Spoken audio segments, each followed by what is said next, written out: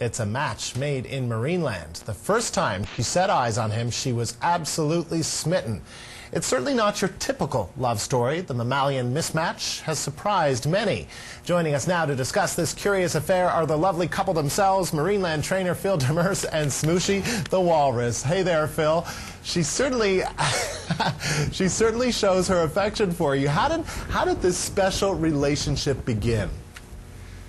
You know, about 4 years ago, Smooshi came to us from a facility in Russia, weighing all of 200 pounds. She was about a year and a half old, and it was my job to kind of make the transition to her new home a comfortable one, and we just immediately had a bond. She just kind of attached herself to me. She actually imprinted on me, so she recognizes my smell, my sounds, my sights, everything, and she's kind of become an interesting. It's interesting in that she kind of sees me as almost a maternal figure. So. It happened fairly immediately. Now, this can happen sometimes with trainers, but this goes beyond the normal relationship, right, that some animals have with their trainers. This isn't food-induced or anything like that, right?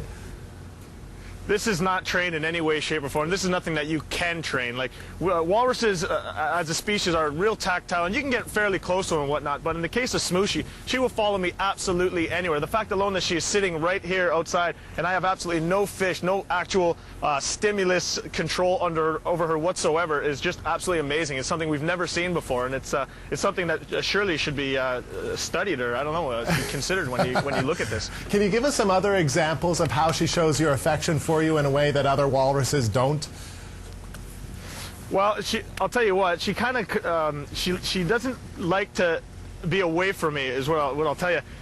If I'm in the barn in the back and I'm feeding the other animals, I'm going about my day like I would any regular day.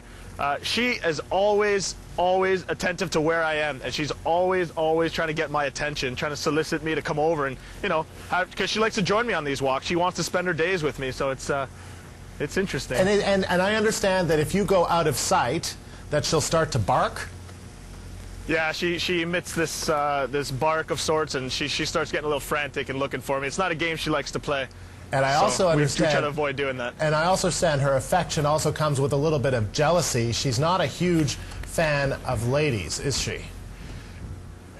If you're a lady, you don't want to get between Smooshi and I. She's real protective. She doesn't get terribly aggressive. It's not a real dangerous situation, but she's very adamant that she doesn't want you to be between us, and she'll move you. Well, we just showed a shot of that. Yep, there was clearly I don't know who that was there, but she gave a little mild headbutt to somebody that got a little too close. That's a fellow trainer, Lynn, a good friend of mine.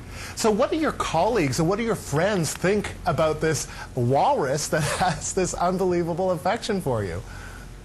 Well, it's great. I've got what I believe, which might be the case now, I don't know, but definitely in a few years will be what is considered the world's largest bodyguard. So that in itself is kind of a cool novelty. But the friends are all interested. I've got a website. It's MySpace/Smooshi and Phil, so a lot of friends are looking in, and I got pictures of way back when and stories and video footage, so a lot of people are coming in and taking a look at all this stuff. And so I also understand, I mean, you obviously can't work 7 days a week, but do you feel almost the pressure to be there as much as possible, that you'll, I don't know, lead to Smooshi's depression or something if you go away for too long? Well, in the earlier days, that was a legitimate concern, actually, but it's something we've been working on, and the trainers here are real good, and we've worked on it in such a way that she is great with all the trainers. So as far as spending days away, I'm good for 2-3 days. Any more than that, well, she doesn't like it, so I don't take too many vacations. So you're never away for very long? Not too often, no. And I also understand, I mean, in terms of your job at Marineland, you're not really supposed to play favorites with animals, just like teachers aren't supposed to play favorites in a classroom. But my gosh, how do you avoid not playing a favorite with this one?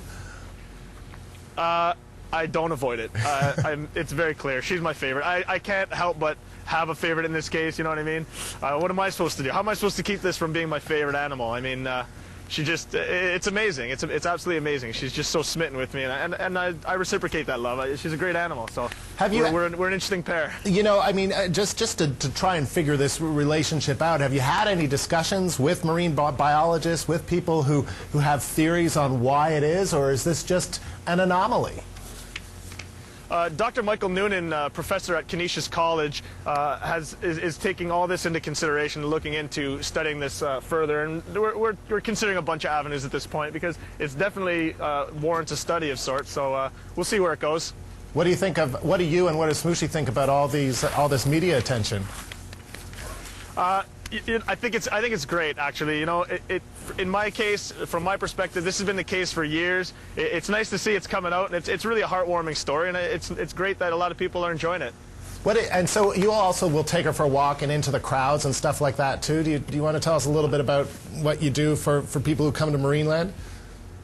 Sure. She used to be, 2 years ago, we had a show in the aquarium, and she would be, for instance, the 4th animal to come out in the series, in the show. So what I would do is I would sneak her backstage out the door, and I would take her around and actually sit out in the audience and watch the show. Meanwhile, no one would be watching the show anymore. They'd all be looking at me and Smooshi, and I'd have my arm around her like this, and we'd be watching the show and, you know, chilling out and having a good time with it. But people they think it's absolutely great. I mean, the flashes of the camera are blinding when I take her out. And when you're done, you just say, "Come on, let's go," and she follows you? Yeah. Yeah, let's go. I don't even have to say let's go. She won't leave my side. I mean, I get up and move an inch, she's with me. Phil Demers, really good to talk to you today. Thank you so much for this. Absolutely, my pleasure.